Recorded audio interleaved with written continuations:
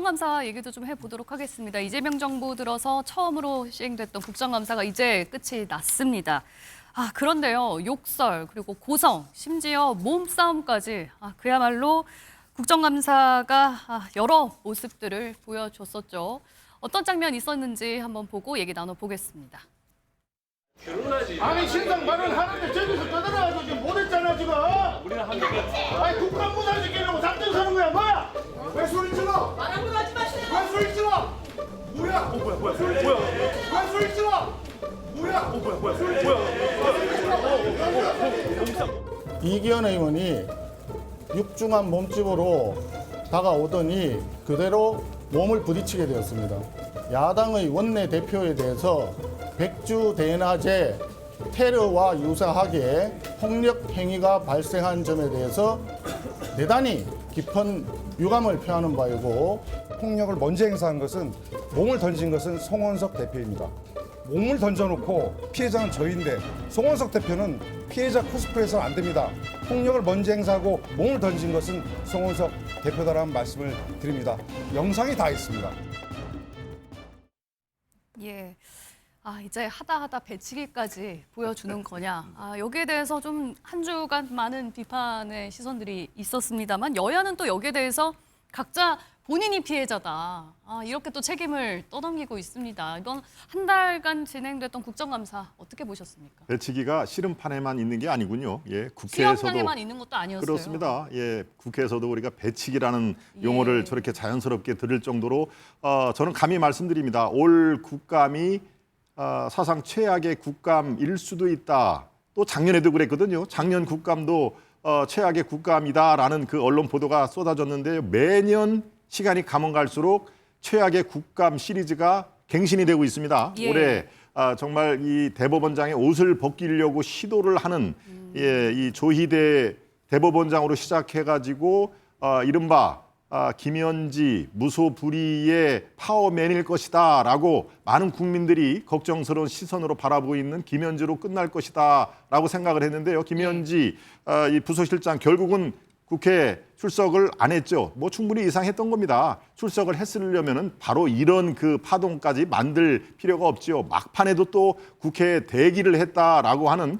쇼맨십까지 발휘를 한 건데요. 글쎄요, 이 쇼맨십은 김현지와 이재명 대통령의 합작품으로 볼 수가 있죠. 국회에서 동의를 하면 바로 출석을 하게끔 경내에 대기를 하라라고 얘기를 했다. 예. 그러면서 본인은 정말 최선을 다했다라고 대통령은 얘기합니다마는 글쎄요, 그게 쇼가 인지 아닌지는 국민들이 아마 냉철한 눈으로 파악을 하실 겁니다. 저는 김현지로 끝날 걸로 생각을 했던 거기에 찬물을 끼얹는 바로 저 배치기 사건, 그리고 얼마나 국회가 희화화가 됐습니까?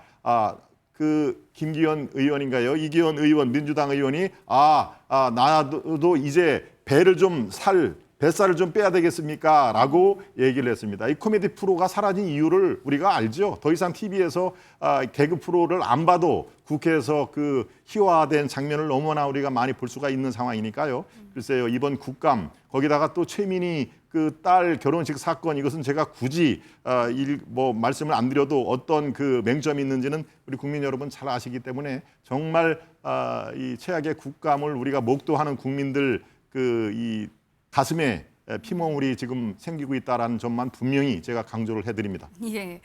뭐 영상만 딱 봤을 때는 누가 먼저 잘못을 한 건지 조금 애매한 이제 부분이 있는 것도 같습니다. 뭐 이렇게 뒤를 돌다가 갑자기 부딪힌 건지 아니면 달려와서 부딪힌 건지 잘 모르겠습니다만 이번 배치기까지 이어진 데는 사실 김현지 실장의 국감 불출석, 이 논란 때문이잖아요.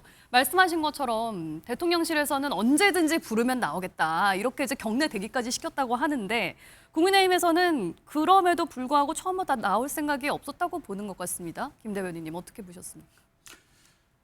제가 이 과정을 좀 봤는데요. 예. 김현지 부속실장이 처음부터 안 나오겠다 이런 말 한 적이 없습니다. 당연히 국회에서 부르면 나가겠다고 생각했고요. 예. 제가 아는 김현지 부서실장은 결코 이런 것을 피할 성격이 아닙니다. 그런데요. 예. 진짜 대기를 시킬 거였으면 대통령실이 아니라 국회에 대기시켰어야 그 하는 거 아니냐는 얘기도 있죠. 용산 대통령실하고 국회하고 차로 뭐 15분밖에 걸리지 않습니다. 그건 그래서 핑계다. 그거 가지고 뭐 문제 삼기는 어려웠고 예. 애초에 최초에 그 국회 운영위에서 김현지 부서실장에 대해서 증인 신청할 때 저희 당이 반대하지 않았습니다. 반대하지 않았고요. 거기에 대해서 긴밀하게 증인 신청을 할 때는 여야 간사끼리 협의를 하거든요. 충분히 협의가 되고 있었는데 갑자기 국민의힘에서 모든 전 상임위 8개 상임위에 증인 신청을 하겠다라고 바꿨습니다. 그래서 저희 당이 원래 운영위에서 부르기로 했는데 왜 8개 상임위를 부르냐. 이거는 정쟁의 목적이 분명하겠구나. 그럼에도 불구하고 마지막 운영위원회에서도 저희가 그 증인 신청을 수용하겠다라고 했는데 그때 당시에 이재명 대통령의 일정이 있었습니다. 그래서 저희가 오전 일정인 오후 1시 정도까지 출석을 하자. 그래서 그때 부르자라고 했더니 아니다. 하루 종일 밤늦게까지 있게 해야 된다라고 갑자기 다시 요구를 하게 된 겁니다. 네. 국민의힘에서. 예. 결국 국민의힘은 애초에 김현지 부서실장을 부르겠다는 것이 중요한 것이 아니라 김현지 실장을 이용해서 정쟁용으로 이용하려고 했던 것이다. 그래서 저희가 이 정쟁을 휘말릴 필요가 없겠다는 생각 때문에 네. 마지막 증인 신청을 하지 않았던 겁니다. 그러니까 민주당은 얼마든지 합의를 할 수 있는 상황이었고 민주당은 다 들어주려고 했는데 그때마다 국민의힘에서 계속 반대를 했기 때문에 못 불러온 거다. 이거는 오히려 김현지 실장이 안 나오기를 국민의힘에서는 오히려 더 바랐던 상황이 아니었냐라는 거예요. 네, 김현지는 제가 좀 압니다. 우리 성남시에서는 아주 공공연한 인물이고요. 도대체 김현지가 누구길래 이재명 대통령도 또 180석을 갖고 있는 민주당이 이렇게 육탄적까지 벌이면서 김현지가 출석하는 것을 막고 있었을까요? 이유가 있습니다. 김현지 부서실장은요, 단지 그냥 개인이 아닙니다.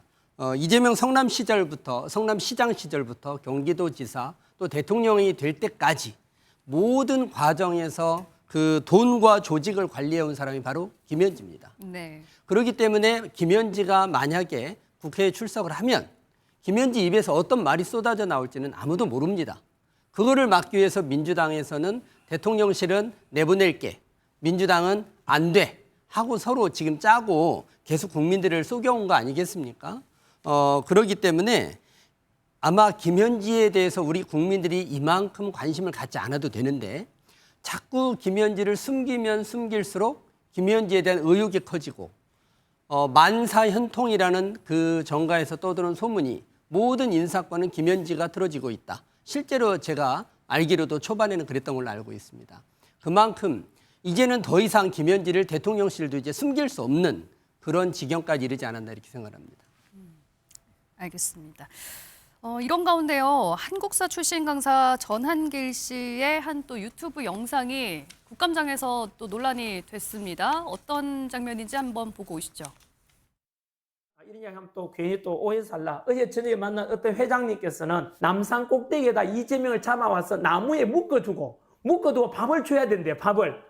그런데 아마 그렇게 10만 달러만 걸어도 아마 낯설 사람 많을 것 같다. 이런 말씀 하시더라고요. 전한길이 극우 세력들에게 대통령을 위협하고 위해하고 시해하라고 하는 지침과 같은 것인데 이거 가만둬서 되겠습니까? 법적, 행정적으로 조치를 해야 된다고 생각합니다. 미 당국과 협의해서 체포해서 처벌해야 된다고 생각합니다. 단호하게 조치하시겠습니까? 네, 단호하게 조치하겠습니다. 농담 반 그냥 진담 반이지 그런 걸 가지고 그냥 풍자라는 표현이 맞겠죠, 그죠? 예, 전한길 씨가 이제 유튜브에 올렸던 영상이 좀 파문이 됐는데 이게 또 국감장에서 이슈가 됐습니다. 이재명 대통령에게 현상금을 걸어라 이런 이제 어떤 다른 사람의 말을 빌려서 전한 말이 문제가 된 건데 전한길 씨의 친구로 알려진 서정욱 변호사마저도 이 발언은 조금 심한 것 같다라고 얘기할 정도인 것 같습니다. 그렇습니다. 뭐 이거는 어떠한 시각으로 보든지 적절하지 않는 발언으로 저도 봅니다. 예. 그리고 이것을 이제 문제가 되자 풍자다라고 얘기한 것조차 저는 이렇게 뭐 실드를 칠 생각이 없습니다. 적절하지 않다라고 하는 점은 많은 국민들께서 공감을 하실 텐데요. 이재명 대통령 현상금 걸어라 10만 달러. 나무를 걸으면은 아마 거기에 잡아올 사람들이 많겠다. 나무에 걸어놓고 뭐 밥만 주고 하는 그런 것들은요. 그런 것을 듣고 유쾌하게 생각할 국민들 많지 않습니다. 우리 지금 전한길 전 강사가 착각을 하는 게 있습니다. 한마디 한마디 하면서 많은 국민들이 아마 아스팔트 그 광화문에서 얘기할 때 그 환호성을 쳤던 그 국민들도 전한길 강사를 지지하는 게 아닙니다. 그 당시에 어떤 그 탄핵이라든가 이런 게 탄핵이 인용이 되면 대한민국이 더 위험해질 것이다 생각을 하는 것이죠. 전환길 저분의 어떤 지지라든가 이런 거하고는 구분을 할 필요가 있는데 지금은 착각을 하는 게 내가 한마디 하면은 대한민국에서 환호성을 지를 것이다 라고 하는 그런 거는 적절치 못한 거 떠나서 앞으로 다시는 안 봤으면 좋겠습니다. 예, 그리고 지금 여야 간의 관계라든가 지금 앞으로의 어떤 그 대한민국 지방선거 그다음에 민주주의가 위협받는 거에 전한길 전 강사가 저런 식의 어떤 상식에 맞지 않는 발언을 툭툭 내던지는 게 절대 그것은 뭐 저분이 민주당을 지지하지 않겠지만 국민의힘조차도 도움이 되지 않는다라는 것을 분명히 제가 말씀을 드립니다. 예, 국민의힘에서 또 강한 비판의 이제 발언이 나왔는데요. 전한길 씨는 농담 반 진담 반이었다라고 좀 가볍게 넘기고 싶은 분위기인 것 같지만은 대통령실에서는 강우식 비서실장이 단호한 조치를 내리겠다라고 이제 얘기를 했습니다. 양 위원장님께서 보시기에는 이 사안에 대해서 좀 어떤 식으로 대응을 해 나가야 된다고 보십니까? 그러니까 저는 뭐 충분히 일종의 뭐 범죄 교사까지도 성립을 할 수 있다고 보고요. 다만 뭐 대통령실이 직접 전한길 씨를 뭐 형사고발까지는 하지는 않을 것 같습니다. 오히려 뭐 그런 걸 오히려 원할 수도 있고요. 전한길 씨 입장에서는. 그러니까 결국 이 문제는 전한길 씨의 저런 그러니까 한 유튜브의 발언을 뭐 일부 국민의힘 지도부나 국민의힘을 추정하시는 분들이 저분의 말씀을 듣고 행동을 따르고 그러니까 존중하는 모습을 보이지 않았습니까? 예. 뭐 그 전에 뭐 그 국민의힘 당내 경선에서도 뭐 특히 뭐 김은수 전 이제 후보님께서 뭐 가서 뭐 전한길 씨가 진토하는 게 나오고 이제 그런 부분에 있어서 뭔가 영향력을 만들어준 게 문제라고 보고요. 예. 그 방금 김동원 대변인께서 말씀을 전 굉장히 동의를 하고 국민의힘도 저런 분과의 관계를 절연을 하고 그리고 저런 식의 발언을 하는 것에 대해서 이렇게 여야 가리지 않고 사실 사람의 목숨과 생명에 관한 부분을 저렇게 가볍게 얘기하는 거에 대해서는 단호하게 비판을 하는 모습이 좀 필요하다고 생각합니다. 예, 알겠습니다. 그런가 하면 운영위 국감에서는 또 계속 미뤄지고 있는 한미 팩트시트 관련해서도 언급이 있었습니다. 어떤 얘기들이 나왔는지 한번 보고 오시겠습니다. 핵 추진 잠수함의 연료를 우리가 공급받을 수 있도록 대통령께서 결단을 좀 해주시면 좋겠습니다.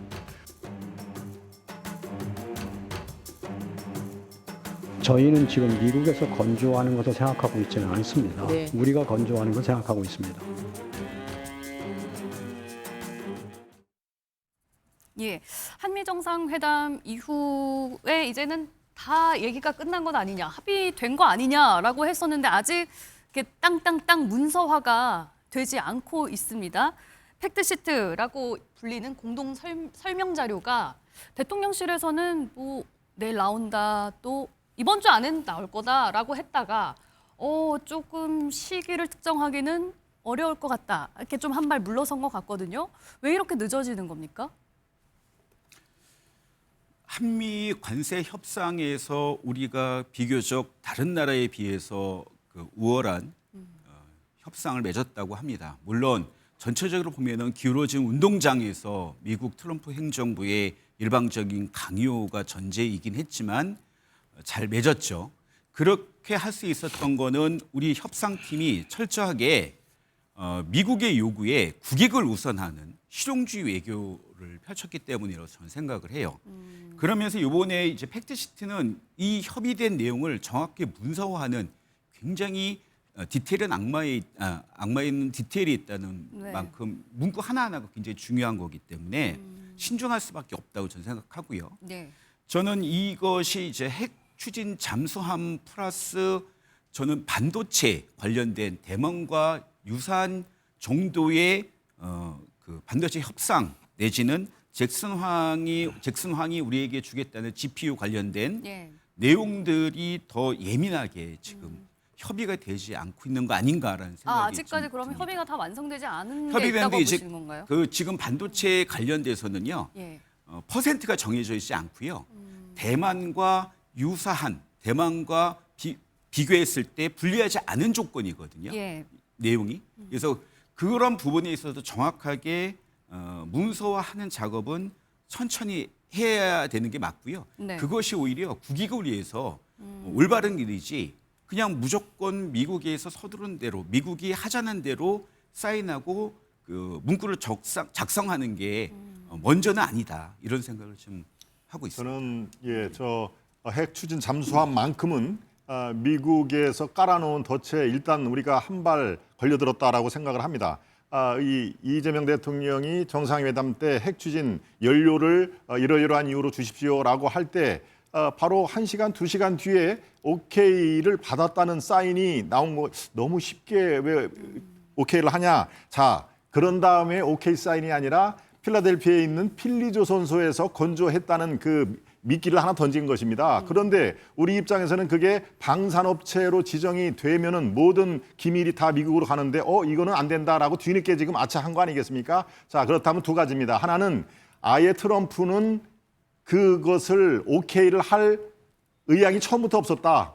그래서 필리조선소라는 불가능한 그런 그 건조지를 지정을 한 것이다라는 게 하나고요. 또 한 가지는 있습니다. 이게 그래 한국에서 그렇게 여러 번 얘기를 하면은 알았어 한국에서 건조를 하고 부품으로 뭐 필리조선소에서 이용을 하든가라고 슬쩍 두 번째 오케이 사인을 내면서 바로 6천억 불 투자. 이거 아마 시청자 여러분 기억을 하실 겁니다. 공식적으로는 3,500달러인데요. 그 이틀 뒤에 트럼프가 자신의 SNS에서 한국 기업이 추가로 6천억 달러를 투자할 것이다라고 뜬금없는 6천억 달러를 얘기를 했는데 이거일 가능성이 있겠구나. 필리조선소를 슬쩍 양보를 하면서 훨씬 더 많은 6천억 불 투자를 유인하는 유인구를 던졌다. 저는 그렇게 파악을 하고 있습니다. 네. 네, 우리 국민들이 사실 불안해하고 있습니다. 왜냐하면 지난번에 8월 25일 날 한미 정상회담 때도 뭐 서면 합의가 필요 없을 정도로 잘 됐다라고 했는데 나중에 까보니까 엉터리가 되었었고요. 이번에도 마찬가지입니다. 국가 간 합의를 하는데 서명이 없는 합의가 존재할 수가 없습니다. 그러니 지금 정부에서 내놓지 못하고 있는 이런 사항들에 대해서 그리고 관세 협상이나 아직 지금 반도체 관련돼서는 전혀 협상도 이루어진 게 없고요. 더구나 농수산물 100% 개방 부분도 문제가 되고 있고 이런 부분들에 있어서 국민들이 불안해하고 있습니다. 예, 양 위원장님. 사실 다들 처음 에이펙부터 이런 관세 협상, 안보 협상에 다들 불안해 걱정을 하셨는데 그 결과를 열어보니 관세 협상도 굉장히 잘 됐고요. 특히 이런 핵추진 잠수함, 원잠은 노태우 정부 때부터 계속 추진하려고 했던 우리 안보에 있어서 정말 큰 쾌거 중에 쾌거입니다. 그리고 미국 대통령이 직접 그거에 대해서 인정을 했고 다만 세부적인 부분에 있어서 지금 어떻게 조정을 할지 가지고 논의가 중인 거기 때문에 저는 우리 대통령 그리고 우리 대통령실 그리고 우리 안보팀을 좀 더 믿고 더 우리나라 대한민국 국익의 최선의 결과를 보여줄 거라고 조금 더 국민들이 지켜봐줬으면 좋겠습니다. 저는 충분히 성공할 거라고 봅니다. 예, 좋은 결과를 위해서 늦어지는 거라면 누가 반대를 하겠습니까? 토요와이드 준비한 소식은 여기까지입니다. 함께해 주신 여러분 고맙습니다.